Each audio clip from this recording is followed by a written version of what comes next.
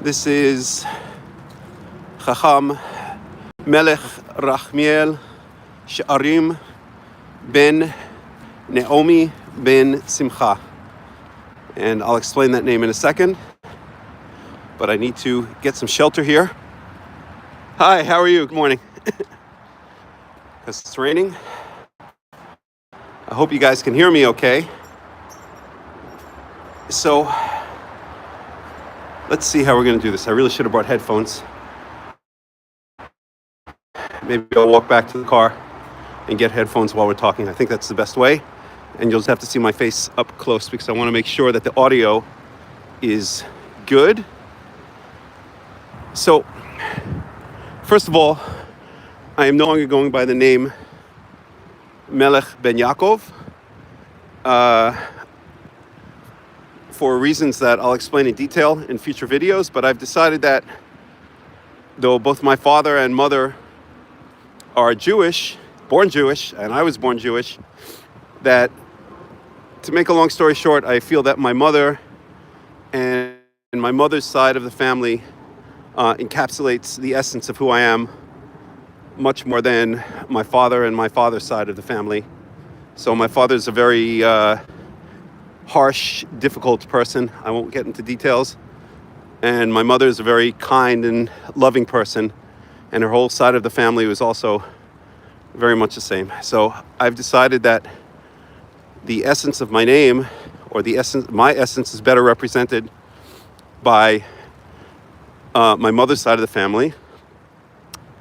So Melech is my first name given to me at birth, at my Brit Milah.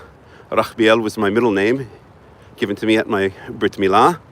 We all get, we usually get two names here, at least in my generations. We got two names in Hebrew and two names in English.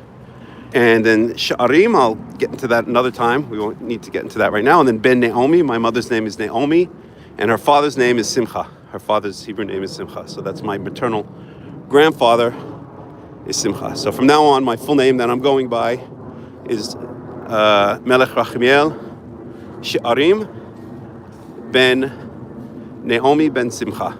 But for just short, I'm going to be using Melech Rahmiel. So if you hear me call myself from now on Hakham Melech Rahmiel, then you'll know that's the name I'm using now. Okay, so I'm working my way over to the car. I'm in Queens, New York, near where I grew up, in one of the towns in Queens, or one of the neighborhoods in Queens, I guess you could say. And I'm heading on back to Israel in about 2 weeks. But since I've been in the United States, I've done and continued to do a lot of thinking about this country here, what its role has been for the Jews, and what its role is going to be for the Jews. To make a long story short, this nation has been an absolute disaster for the Jews. It's been a disaster. Yes, it provided a physical safe haven, but it absolutely raped our people of any spirituality, of any connection to God, of any connection to the Torah, and any connection to the land of Israel. Of course, it's an overstatement. There are many people who have maintained the connection to Judaism, to Torah in their own rabbinical way, who have visited Israel or gone to live in Israel, or their children have gone to live in Israel. But overall, this nation has been an absolute disaster for the Jews. Many Jews have assimilated. Many Jews, even if they haven't outright assimilated, have adopted kind of American mores, which are not Jewish values. They're values of hyper-independence, of basically isolation, of what they call atomization. Not always, but in modern times. At any rate, I don't want to go down this road.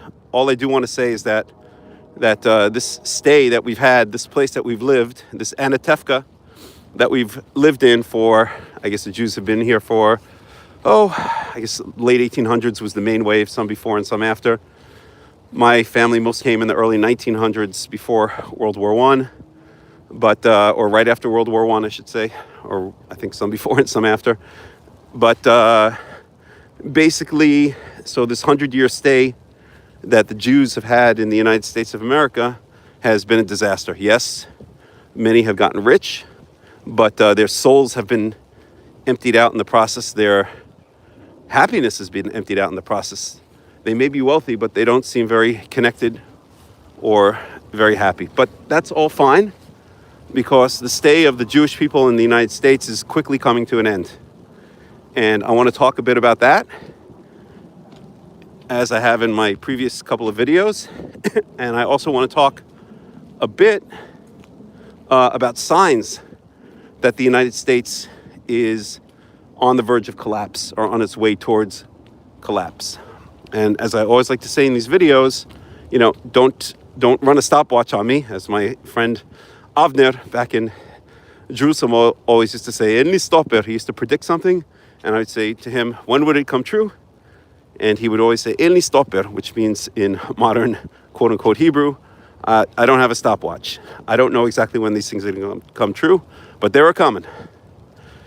And I spoke a bit before in my previous videos about watershed moments and following the trajectory. Follow the trajectory. Just follow the trend line, right? Isn't that what those finance bros like to say, right? They talk about trend lines and stuff like that. I worked for 1 year on Wall Street when I got out of college, out of my fancy college. I worked for 1 year for JP Morgan in the foreign exchange trading department. I kid you not, writing software for the foreign exchange traders. And it was one of the worst years of my life. It was horrible. I actually sunk into like a major depression towards the end of the year. I was so unhappy. Hold on, I'm gonna get my headphones so that way I don't have to stuff my face right into the screen. And thank God that led me into other things like teaching school, running a neighborhood program, and eventually finding my way back towards Torah and to Israel. Hold on 1 second, please. Getting the headphones. 1 second. Just putting the phone down in the car. Putting the headphones on. 1 second. I really should do this in the car, but do the whole video in the car, but we'll just skip it. All right, hold on a second now. Oh, I forgot. If I do it that way, then it's going to get wet. Hold on 1 second, please. My apologies.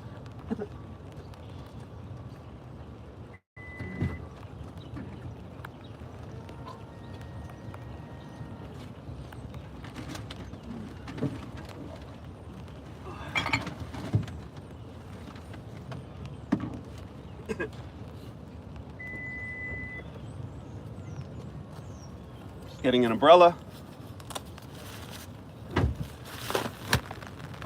I really should do it in the car because I'm afraid the headphones are going to get wet. Okay, you know what?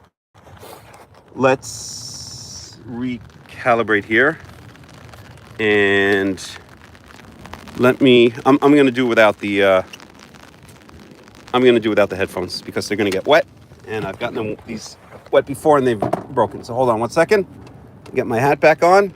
Sorry for this. Very unprofessional moment. Oh well. Tough luck. Yikes. All right. That's going to have to do. And I'll grab my umbrella. Lock up the car. Okay, so. 1 second. Make sure it's locked. It's a very high crime area. No, I'm joking. It's actually one of the safest areas in New York City. So, where were we? Okay, so yes. We've spoken about watershed moments before. That things in evolution, the theory is what they call punctuated equilibrium. If one believes in evolution or not, that's irrelevant right here. That's another story. But excuse me, I still have a bit of a cough. The latest theory, and I don't know if it's the latest, but one of the more recent theories in evolution was something called punctuated equilibrium, where evolutionary changes don't happen gradually. They kind of build up, and then happen suddenly. And then there's another build up of a period without a lot of evolution, and then and then in a burst of, I don't know, a couple million years, a lot of evolutionary changes occur. Well, that's the paradigm for a lot of things in life. And it's the paradigm for what we see in in many things, but in our particular topic, in the fall of the United States of America. I've spoken about a number of watershed moments, at least in my lifetime, some more minor and some more major. Excuse me. So my consciousness goes back to maybe the 70s. And the first one I remember is 1987, when you had the stock market crash. I was in college at the time, and all of my fancy schmancy college mates were getting ready to work on Wall Street. So that was big talk of the town. Okay, that was kind of a minor one overall. The next, of course, was 9/11. That was a huge watershed moment for anyone who lived in the United States before and after. You know that the United States was not the same, fundamentally not the same after 9/11 as it was before 9/11. It was a different country afterwards. For those of you like me who remember growing up in the 80s, basically, or a little bit before or after, you know exactly what I'm talking about. That was a major watershed moment. The next, I would call it a kind of not major, but kind of, earthquake, was the 2008 financial crisis. That changed a lot of things. Then you could point maybe to the election of Donald Trump in 2016, a good shakeup. I love Donald Trump, as I've said many times. I'm an unabashed fan of Donald Trump and hope he finds a way. Hope he seizes power for life. I'm going to be 100% honest, because if anyone, this country is going to be saved, then someone's going to have to take the reins. Anyway, this is at the end of the day not my country, so it's not my business. I'm just a visitor here. I've always known that, or I've known that for a long time, and I know it more than ever now. So that was another watershed moment. And then, of course, a huge watershed moment was the pandemic, the fake pandemic in 2020, the fake-demic, which again fundamentally changed society here in the United States and around the world. So that's where we are. So we see punctuated equilibrium. We see these watershed moments, and after each of these watershed moments, the economic, social, societal, I guess societal and social are the same things, social situation, we'll call it societal situation, spiritual situation, economic situation, and any other situation you could think of in the United States got significantly worse, fundamentally worse. So 9/11, after 9/11, things started getting bad, and so on and so forth through all of these other watershed moments. So now you have, and I'm going to do another video, I'm compiling a bunch of things, I'll call it 10 things that portend the end of the United States. And no, I don't think I'm being alarmist. People have asked me, well, you're just being alarmist, it's never going to happen. Sure, that's what they said about the Jewish stay in Germany. That's what the ancient Jews said about the northern kingdom and the southern kingdom. They mocked the prophets for saying the day of reckoning would come. But if you follow the trend lines, you'll see that in this country, in this society, the day of reckoning is coming. Look at how people lived back in the 1980s, for instance, or the 70s or the 60s and 50s, and look at how they live now, right? Economic stress, desperation, societal tension, polarization, hyperpolarization, which is going to get far worse, hyperpolarization in politics. So the left is moving further left, the right is moving further right, and we could talk about that. The upcoming stars in the, I would call it the, not the mainstream MAGA, but the neo-MAGA, or maybe neo-MAGA is a bad word because it reeks of neoconservatism, but the upcoming, whatever movement you want to call it, far-right MAGA, represented by people such as Tucker Carlson, Nick Fuentes, Candace Owens, and who am I leaving out? I'm leaving one out who I can't remember offhand.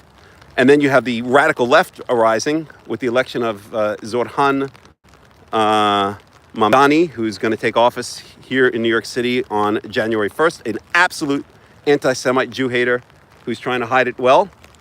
But as a couple of my Jewish friends have said, they are worried that if the mobs let loose on the Jews, he's not going to do much to stop it. And I think he will at first, because he'll have to play the game. But eventually he'll let those mobs go wild. And other people on the far left, such as, whatever her name is, that chick in the Bronx with the complicated name, Octavio Cortez or whatever, all that whole bunch. And they're radical anti-Israel. They're anti-Semites, whether they admit it or not. They can't yet admit it quite yet, but they will soon be able to. And the same on the right. But it's becoming more and more out on the open. And there's one thing that the far left and the far right agree on. It's their hatred of Israel, is it not? And their hatred of the Jews, even though they won't say it. And they're feeling that enough. We've had enough of these people. We've had enough of these people, the Jews, in our country. Something has to change. We want them out. We've had enough. We've had enough of them. And I'm quoting them. I'm not saying I believe this, although I'm not saying I don't believe it. We've had enough of these people. We want them out. They control our banks. They control society. They control our movies. They control everything. This is not their country. They're loyal to Israel. Let them go back to Israel, and so on and so forth. We're hearing that a lot, both on the left, on the far left. I won't even call it the far left, the upcoming left, and on the upcoming right. I think I'll continue walking. Hold on. Let me put my gloves on. Just give me 1 second, please.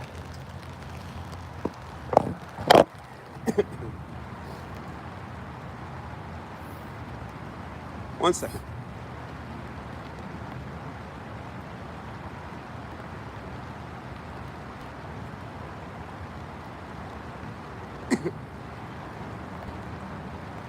One second. My apologies. Just put my gloves on. It's cold. It's about 35 degrees, or for you people who have not been blessed to grow up in America, that's about like 2 or 3 degrees Celsius. Oh my. 1 second. 1 second.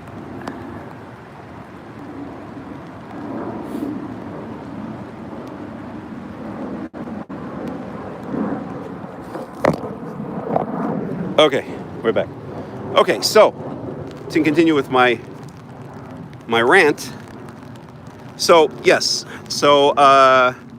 right. The one thing that the left and the right, the upcoming left, and I'll call it the upcoming right, because they're not far left and far right anymore, can agree on is their hatred. I wouldn't even call it hatred because that's too loaded a word. They are sick and tired of the Jews. They're sick and tired of the Jewish involvement in the United States of America. They're sick and tired of the control of our people. And I am Jewish, 100%, born and raised on both sides of my family, not a single convert as far back as I can trace. So I'm saying this as an observer. So sick and tired of our people interfering or perceived to be interfering in their nation. They're sick and tired of us. And this has happened many times before. Now, the name of this talk is, I forgot because I don't have it in front of me, but it mentions the book of Jonah. So what does the book of Jonah have to do with all of this?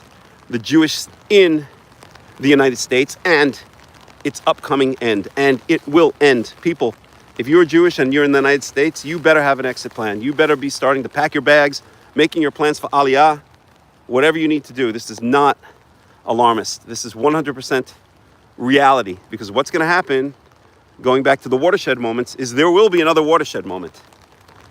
And okay, let me tell you a little bit about myself. When 2020 came, I said, this is a watershed moment. United States society is already right on the edge. This is going to push the United States over the edge. When people are locked in their houses, when they can't work, when they don't have money, all of this kind of stuff, this is going to push this society over the edge. I kid you not.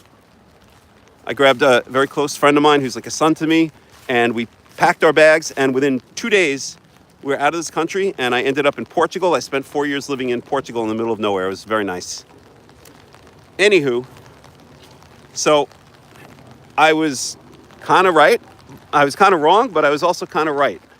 So the 2020 was not the big collapse. The United States society was able to hang on a bit more, but it went to the next stage. It went to the next level. Again, I'm sorry that I have to speak up close. So you're seeing my nose, my nice big fat Jewish nose. But it went to the next stage after that. The United States was now, after that watershed moment, it was the next step down, right? It's not like a gradual ramp down, it steps down. And these watershed moments form or are the basis of the next step, which is a step down, okay? Okay, so United States society barely survived the pandemic. And I wasn't completely wrong. People look back and they mock me and they say, you ran away from the United States. You said it was going to collapse. It didn't collapse. Well, you know what? It kind of did. Remember the George Floyd riots? Remember Black Lives Matter? Riots in the streets, cities burning down, people being locked in their houses. There was a lot of societal unrest in the pandemic era. So, okay, I was off. Like I said, or to quote my friend Avner back in Jerusalem, who's long deceased, very nice guy, I used to love speaking to him. In li stopper, I don't have a stopwatch. But I was not entirely wrong. And you know what? If it wasn't the last watershed moment, then watch out, because it's going to be the next. Because now American society is even more destabilized. And like I said, I'm going to do a video specifically relating to signs of the destabilization, what I'll call it signs of the impending collapse, or signs of the collapse of the United States of America. But let me give you a couple. And some of them are going to be surprising. And then I'll get back to the book of Jonah. Some are going to be surprising. So we've all heard some of the main statistics, 67, I think, percent. Again, I don't have the numbers right in front of me. I might be off. But something like 67% of all Americans are living paycheck to paycheck. They don't have $1,000 in savings, even for an emergency. If they lose their jobs, they don't even have any savings whatsoever. Credit card debt is at a record high. People are living off of credit cards. I don't know. I have a whole bunch. If I think of more, I'll let you know. But two that I wanted to talk about, which are going to be a little bit surprising, are this. And think about it for a second. So one of the things I've seen when I was growing up in this Goyish society known as the United States of America, there were certain seasons, okay? October leading up to October 31st was Halloween season. You'd see pumpkins out on people's porches. You'd see some decorations, jack-o'-lanterns, not much, but a little bit. And then October 31st came and everyone went trick-or-treating. And then the Halloween season was over. Next started the Thanksgiving season that essentially lasted from November 1st through whenever Thanksgiving was, November 25th-ish. And then you saw turkey decorations. Everyone was talking about recipes, planning for the big Thanksgiving meal, a little bit of Thanksgiving sales on TV, et cetera, et cetera. Then Thanksgiving came. And then after Thanksgiving, after Thanksgiving came the Christmas season, or the holiday season, as they later called it to accommodate us, the Jews, right? We didn't like the idea of it being called the Christmas season. So rightfully so, we had and still have a lot of influence, although our influence is waning in this country. So it became known as the holiday season. And that lasted from Thanksgiving until Christmas, December 25th, when the Goyim celebrated their holiday and when we went to Chinese restaurants. And yes, we actually did go to Chinese restaurants, or to the local the local deli, which was now it's called Ben's Deli. Wasn't called it back then. And then after Christmas, then you had Christmas through New Year's. Everyone kind of had the week off from work or school. You had the big ball dropping on New Year's, and then that's it, the Christmas season. Excuse me, sorry. Don't worry, it's not a serious cough. It's just causing a lot of stuffy nose and phlegm. And that's it, it was over. Okay, well, what did I notice over the years? And a lot of times I was not in the United States. I noticed that the Christmas season started getting pushed back further and further. So as it used to start after Thanksgiving, then it started maybe before Thanksgiving, a week or two Thanksgiving, and then they added Black Friday eventually, which is more important than Thanksgiving to most people. That's where they supposedly give you great discounts on, stupid TVs and other crap like that. Or wherever sneakers, $250 sneakers only cost $225, and so on. But the Christmas season started getting pushed back further and further and further. So this year when I was back in the United States, I noticed, I kid you not, Christmas decorations, which used to never go up until after Thanksgiving, until the end of November, were going up when? They were going up already in the beginning or mid-October. They started having Christmas decorations in some of the stores, started doing Christmas sales, started selling Christmas trees. The theme colors changed from orange, yellow, and red to green and red. The Christmas colors, the winter colors. already in the beginning, or at very least the middle at the very latest, the middle of October. Okay? Oh, okay. Well, what does that show? Let's think about it for a second. Let's think about what this means. And I saw it creep back in the years I have been in the United States. And again, much of my life I've lived overseas, but in the years I have been back in the United States, I've seen this creep slowly getting earlier and earlier and earlier. And I always thought it was weird. And I did think about it over the years, but this year it kind of really crystallized to me. What is this coming from? It's coming from desperation. Desperation. People are desperate for money. And they're desperate for interaction. They're desperate for feeling good. Okay, that was another statistic. 25% of all Americans are on antidepressants. 25% of all Americans are on antidepressants. I know a family that I'm very close to. Every single one in the family, except for the father, is on antidepressants. Anywho, so this receding of the Christmas season back through November, back into October, so that it crossed the Thanksgiving barrier first, then it crossed the Halloween barrier, and now it's all the way back into the beginning or mid of October. You'll start seeing Christmas decorations, Christmas sales. You'll hear Christmas. You go into a cafe, you have to hear the stupid Christmas music. You'll start seeing, the pumpkin spice lattes are starting to be replaced with peppermint lattes and all that crap. At your local Star Schmucks. And so what does this show? Again, this shows desperation. Two types of desperation. Economic desperation first and foremost. People are so desperate for money, whether they actually need it or because they're obsessed with it in this country. As a friend of mine always used to say, in other countries, people see money as a necessity. In the United States, people see money as an obsession. So whether they need it, which a lot of them do, remember 67% of Americans are living paycheck to paycheck and have practically no savings, or whether they are obsessed with it, they now know that the Christmas season is the one that brings in the money. So they're starting it earlier and earlier and earlier because they want people to start spending their money because they want that money. Everyone is desperate for money. So everyone in this country is basically trying to rip everyone else off by hook or by crook. I call this country a kleptocracy. I think kleptocracy specifically means when the government steals from the people, which it most certainly does. But American society is actually descended into, I don't know, what do you call it? A societal kleptocracy? I don't know what the official word would be. Everyone steals from everyone else, whether they do it illegally or legally. Legally meaning, maybe they run a business that, imports cheap crap from China for, where their total cost is 50 cents and they sell it for $30 to Americans. Or whether they do it illegally by ripping off stores, by running scams, whatever the case may be. America has descended in, basically, if you want to survive in this country, you have to be a crook. You have to be a thief. You cannot be, that's why I don't live here, and that's why I'm getting the heck out of here. Going back to Israel soon. Not that Israel's that much better, but that's another story.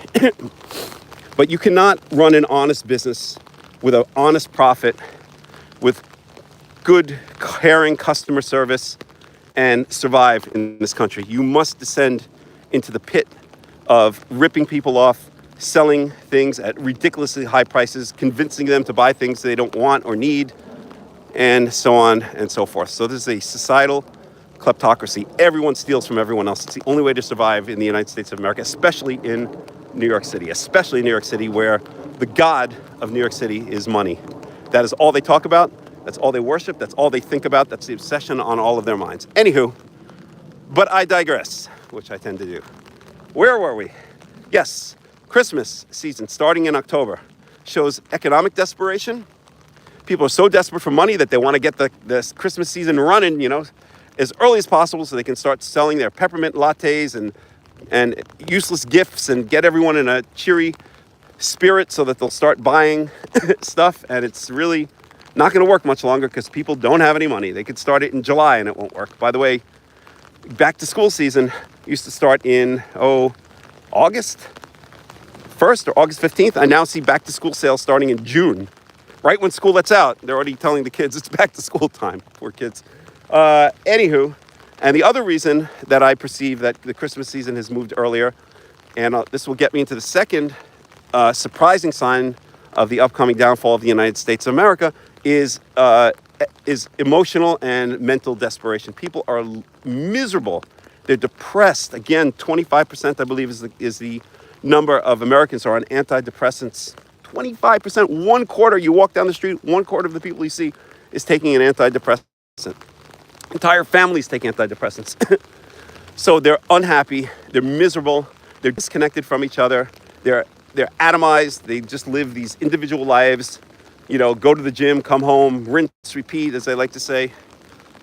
And all of the structures in society that sustain people, such as family, extended family, clan, early marriage, the traditional roles of men and women, all of these things have been gutted in this society, and it's made people feel lonely, disconnected, miserable, unhappy, scared.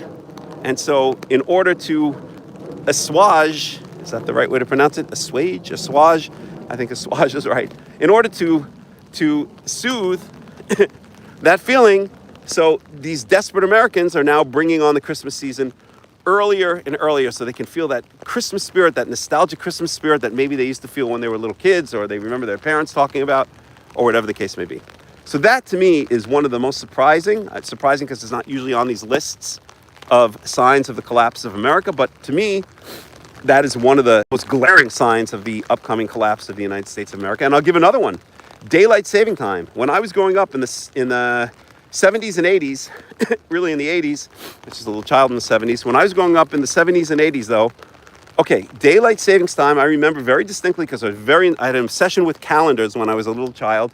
My whole wall was filled with calendars, and I had this ability, I kid you not, I remember it, and my parents would tell me about it as well, that when I was like 3 or 4 years old, you could give me a date in any year, and I would be able to figure out within like a minute or two, maybe even less, the day of the week that it would be. So if you said January 18th, 1971 or something, within a minute, maybe even less, I was able to very quickly figure out what the day of the week was. And I was like, kid you not, like 4 or 5 years old.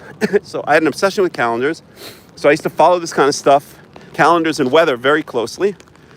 And I remember very distinctly that daylight savings time in the 1970s and into the 1980s started when? At the end of April.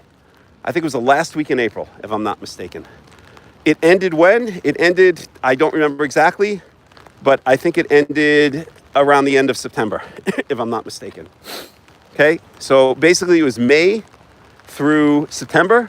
May, June, July, August, September, 5 months was daylight savings time. And then you reverted back to normal hours. Okay, what is now?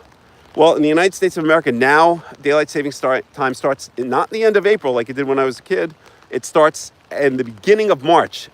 So it's in New York City, again, where I don't live. I'm just visiting, heading on back to Israel in the next 2 weeks.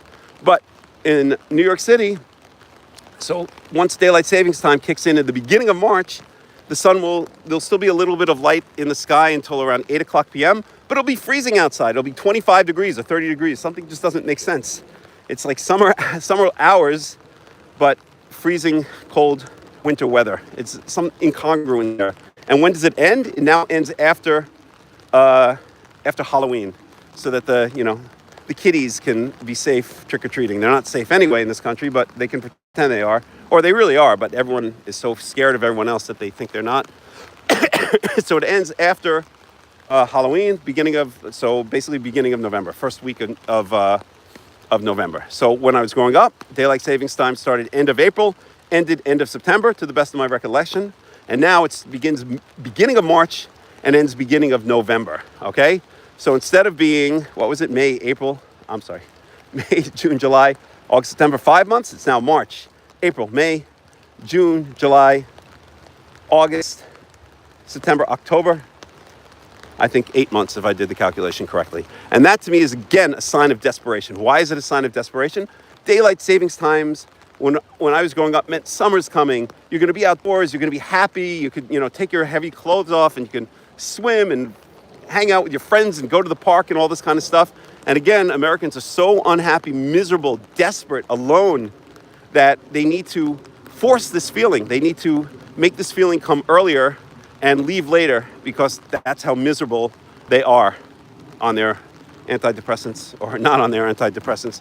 That's how unhappy and miserable they are. So this also, just like the earlier and earlier beginning of the quote-unquote Christmas season, holiday season each year, the extension of daylight savings time is a sign of desperation.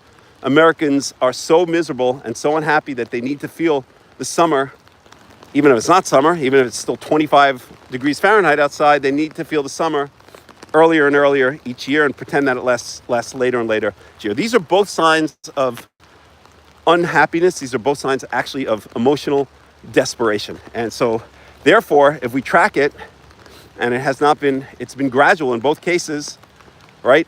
Daylight savings time expanded gradually over the past 40 years or so, 50 years. Christmas season got earlier and earlier gradually over the past, 30, 40 years.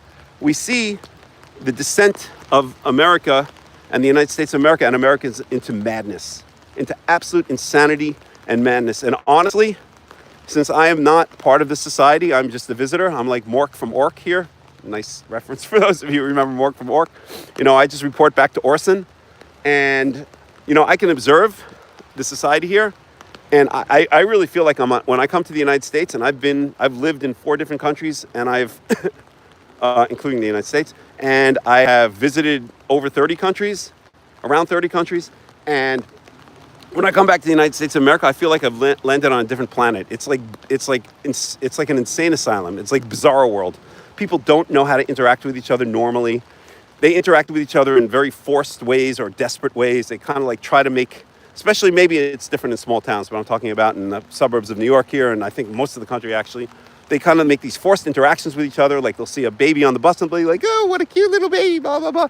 In a normal society, you're busy with your own babies. You don't have to worry about someone else's babies, You don't have to worry about someone else's dogs and babies and all of this kind of stuff. So, but every interaction is fake and forced, I find, and desperate here in this country. So, those are 2 surprising signs of the collapse of the United States of America. There are many others. Another one I'm trying to think of my list. Oh, yes. All over the buses in New York City now, I think this has been going on for years, but I remembered it when I saw it again this time. There's an advertisement on the front of the buses. It's just 3 words: Museum of Sex. Museum of Sex. I wish I had a picture of one right now. Everywhere you go, the front of the buses have an advertisement for the Museum of Sex. Okay? What does that show? It shows, you could say, easily it shows decay and morality, blah, blah, blah. It shows something more than that. It shows desperation for money. How are you going to get people into the front doors? They're not going to go to the Museum of Art anymore. They're going to go to the Museum of Sex, right? Everything has to be sensationalistic. Everything has to reach to the lowest common denominator. Everything has to be in the gutter, because everything in this country is about money, and everyone has to find ways to steal from each other by hook or by crook, whether it's technically legal or whether it's technically illegal. Museum of Sex all over the place. What a sign of the decay in a society that is, okay? Oh, and Americans, you're such a prude. Oh, what do you mean it's a sign? We're open, we're Americans, we're free, we can say what we want. Bullshit, okay? Sex was not taboo in ancient Israel, okay? King Solomon had 700 concubines, okay? The guy was reproducing like a rabbit. David had a bunch of wives, a bunch of concubines, and a bunch of children, okay? It was not taboo. Sex was not taboo in ancient Israel or in other traditional societies where they actually have a lot more sex probably than they do in the United States of America. But what it is a wise society just keeps it to itself. You don't have to advertise it all over the street. You don't have to flaunt it. You keep it private. And you can have plenty of it, under the under the guidelines of the Torah, and there's plenty of room within that. But you don't have to turn, the city buses into into pornography advertisement, basically. So don't give me this BS about being prudish, like the Christians or something like that. No, that's not where this opposition to this Museum of Sex advertisement is coming from. It's coming from the understanding that this is another sign of the desperation and the decay of American society. Okay, let's talk about the book of Jonah. This has been going on now for 40 minutes. I think it's long enough. Let's talk about the book of Jonah. So this is an analogy I've been using for years and years and years. I may have mentioned it on some of my other videos, and I'll mention it again if I have. So what does the book of Jonah have to do with all of this? Well, I see the Jews in the United States as Jonah. I see it analogous, and I don't mean technically analogous. Calm down. I see similarities, or I can use it as a jumping point to understand the situation of the Jews in America. So let's recap very briefly the story of Jonah. Jonah is told by Yahweh to go to Nineveh and to prophesy against Nineveh. Jonah does not want to go to Nineveh. And so what does he do? He hops an Egged bus down to Jaffa. He goes down to Jaffa and he catches a ship, a sailing ship. And the ship, to escape his commission, to escape his directive by Yahweh to go to Nineveh. Nineveh, by the way, has been excavated. You can visit the excavations of Nineveh. All you have to do is hop a flight to Mosul, Iraq, and you can see the walls of Nineveh excavated and many excavations there. Yes, it's in Mosul, Iraq, which is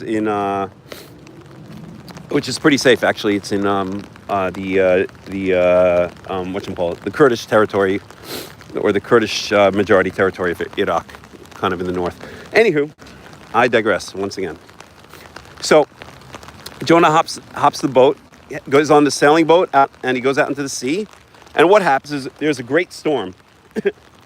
There's a great storm, and the sailors all want to know what is causing the storm. So they draw lots. And to determine which god, or the god of which person, is causing the storm. And the lot comes up on Jonah. And Jonah and the sailors realize that the storm, the ship is being tossed to the point of capsizing.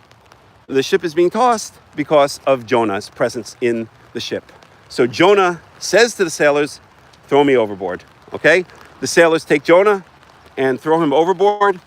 Then he descends into the depths of the sea, and as the most famous part of Jonah is, he spends 3 days and 3 nights in the belly of the whale, eventually emerging and making his way to Nineveh, where he has a little fight with a kikayon tree, and then goes on to prophesy against Nineveh, who ends up repenting. And then Jonah says, "That's why I didn't want to go, because I knew they would repent." Okay, anyway, the main point is, Jonah was supposed to go to Nineveh, but he decided instead to go to Jaffa and hop a boat. He avoided his responsibility, and he caused a storm on the ship. Okay, everything was quiet at first, but eventually there was a storm on the ship. And when did the storm stop? When the sailors threw him overboard. Well, to me, that's an analogy for the Jews. When we left Europe, and I'm not talking about all the Jews, but I'm talking about the Ashkenazi Jews. I am an Ashkenazi Jew. When we left Europe, mostly in the late 1800s, early 1900s, we could have gone to where? To the land of Israel. It was already possible. The first Aliyah was starting. The second Aliyah was starting. The kibbutzim were growing at that point. There was a return to the land of Israel. But very, very, very few people decided to take the route, the hard route that they were supposed to take, the route that Yahweh was essentially asking them to take, or showing them that they should take. And what did they decide to do? They decided to take the easy route, where the money was, right? Where was the money? In the United States. So instead of going to Nineveh, as they were supposed to, instead of going to Jerusalem, to the land of Israel, as they were supposed to, what'd they do? They did like Jonah going to Jaffa. They went to New York, okay? They went to New York to live the good life, to avoid their responsibilities of living in the land of Israel, where every Jew, every Israelite should live. Doesn't mean you have to stay there 365 days a year, 24 hours a day, as we were taught in my Dati Leumi yeshiva. Come back and forth, visit places, whatever you got to do. But your base should be in the land of Israel. So what did the Jews do? They avoided their responsibilities and either stayed in Europe, where they were punished for staying in Europe. That's called the Holocaust. And by God, punished by Yahweh for staying in Europe. That's called the Holocaust. Or they went to the United States of America thinking they can live the good life, have their mansions on Ocean Parkway in Brooklyn, or in Great Neck, Kings Point, or Babylon, Long Island, or wherever the heck they're building their mansions these days. And they thought they were going to have a good life there. Well, we already spoke about how they've had a miserable life here, because although maybe the pickings have been good, maybe the monetary pickings have been good, what it's done to the Jewish family, what it's done to Jewish society, what it's done to the Jewish faith and loyalty to the Torah has been an absolute disaster. But not only that, now that there's a storm. Now the ship is rocking back and forth. This ship of America is rocking back and forth. And the Goyim know, just as the sailors on the ship with Jonah knew, after the lot was drawn, knew exactly what was causing the storm to come, what was causing the ship to capsize. It was the presence of Jonah, who was supposed to be in Nineveh and wasn't supposed to be on a ship out in the Mediterranean Sea, having launched from Yaffo. So now the Goyim, now the ship of the United States of America is shaking. What is causing it? It's our presence. It's the presence of the Jewish people in the United States of America. We are Jonah. Not me, because I don't live here. I'm just visiting. But those who live here are Jonah on the ship. And what happened to Jonah?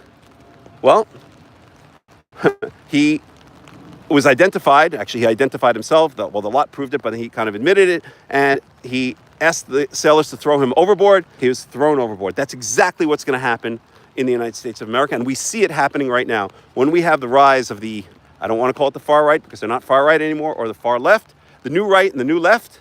The new right, again, being represented by people such as Nick Fuentes, Candace Owens, Tucker Carlson. The new left being represented by people such as Zorhan Mamdani, Alexandria Octavia, whatever the heck her name is, that chick in the skirt up in the Bronx, and whatever else, whoever else, the rest of the squad and all these people. The one thing they all have in common is they hate Israel. They hate the state of Israel. They despise Jews, even they won't admit it, and they see, and more people are beginning to see and realize that it's our presence, the presence of the Jews in the United States of America, that is causing this boat known as the United States of America to rock more and more violently, and is on the verge of capsizing. Okay, just as we said, there are watershed moments. So the next watershed moment is going to occur. It's going to occur. There's no doubt about it. As sure as night follows day and day follows night, it is going to occur. And when it does, that will be the end for the Jews in the United States of America. That will be it. Just as the sailors tossed Jonah overboard and the ship stopped rocking, the ship stopped rocking violently back and forth, the storm subsided. So when the Goyim, more and more of whom are now waking up, and I use their terms, not my terms, waking up, becoming more and more red-pilled and based, and whatever they're calling it these days, they're going to perceive, I won't get into correctly, I actually think they're kind of correct, as a matter of fact, they're going to perceive that the United States is about to capsize and has been rocking violently for the past 50, 100 years, let's say 50, 60, 70 years, 50 years, because of the presence of the Jews. And what are they going to do? Just as the sailors threw Jonah overboard, they're going to take us, they're going to take the Jews, and they're going to throw them overboard. What does that mean? As I've been saying, not everything ends in a Holocaust. It could be pogroms, it could be Kristallnachts, it could be expulsions, like the expulsion from Spain in 1492, like the expulsion from Portugal in 1496, which was later rescinded and then reinstated as a directive to essentially convert inquisitions, right? There was an Inquisition court. I said I lived in Portugal. I lived in the middle of nowhere. One of the nearby cities was a city called Évora, which is maybe famous for something called the Temple of Diana, which goes back to Roman times. I don't think it was ever a Temple of Diana, but that's what they say it was. At any rate, there was an Inquisition court in Évora until the early 1800s. I think 1826 or 1827. You could look it up. That's the name of the city, Évora, E-V-O-R-A. I was there many times. Anywho, that's what's going to happen in the United States of America. Is it going to end in holocausts, gas chambers, concentration camps? It might. The Goyim are pissed, man. They are freaking pissed off. They are sick and tired of not having enough money to survive. They're sick and tired of all their money being sucked up through New York and out into the wild, out into the atmosphere of the other countries. They're sick and tired of all the bullshit that we have brought upon them for the past 50, 60, 70 years. They're sick and tired of it, and they are fed up, and they're pissed, man. They are pissed, and rightfully so. I'm sorry, but rightfully so, okay? Like I said, I don't live here. I don't have any loyalty to this country whatsoever. Maybe a little nostalgia, but any loyalty. When people accuse me of being a Jew, so they say, oh, you're a Jew, you have dual loyalty. I say, no, I don't. I don't have dual loyalty. I absolutely do not have dual loyalty. My loyalties are very clear. I have 0.0% loyalty to the United States of America and 100% loyalty, not to the state of Israel per se, but to the nation of Israel, to the Torah of Israel, to Yahweh, the Elohim of Israel. So do not have any dual loyalties. My loyalties are very clear in my head. But getting back to the Jews, so all we now need to do, and I got to end this video because it's been going on for almost an hour, is wait for this next watershed moment, and it will come. Follow the trend line. Follow the trend line, and you'll see it must come. It must come. Just as there was a degradation after 89, after 2001, after 2008, after 2020, right? Everyone feels that something else is stirring, something else is brewing, that the United States of America is on a downward trend, and it will not come like a downward ramp. It will come like a stair with watershed moments, punctuated equilibrium, sudden watershed moments that will fundamentally change the society, okay? I was wrong about the last one. I fled to Portugal, thinking American society was going to collapse once the pandemic started. I was not entirely wrong, but I was, didn't totally collapse. But believe me, mark my words, the next watershed moment, and there will be a watershed moment, will be the collapse of the United States of America. So if you are a Jew, get your ass out of this country now.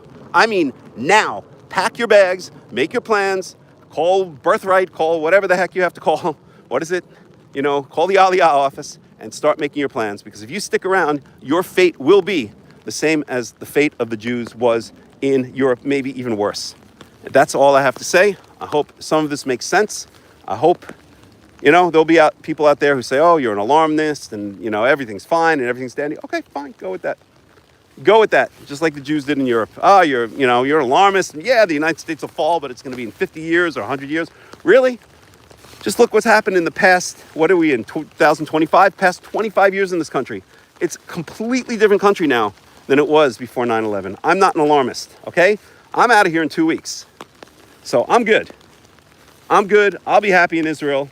I'll be safe in Israel because I will be under the protection of Yahweh, the Elohim of Israel. The people of Israel in the land of Israel will be under the protection of Yahweh, the Elohim of Israel. Yes, the state of Israel, the secular state of Israel, which is just a suckling on the teat of the West and on the teat of America, will collapse as well. As I always say, when the teat collapses, the sucklings collapse.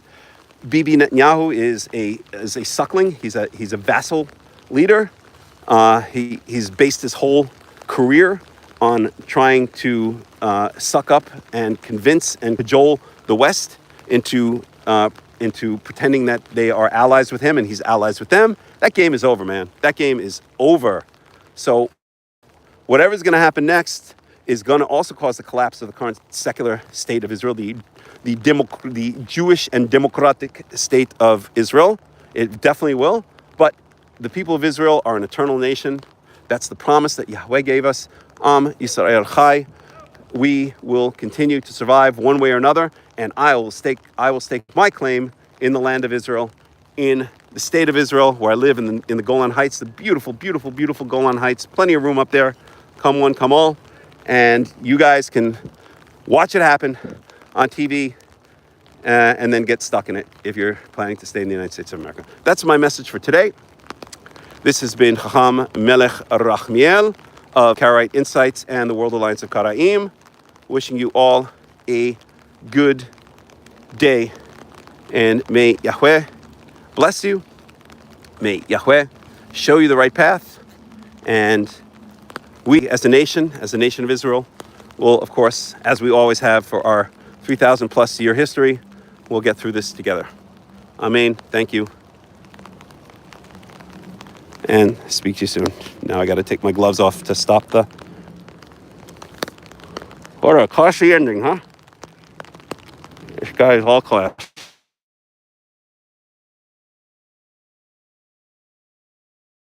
Here. How do I stop it? Oh, okay, here.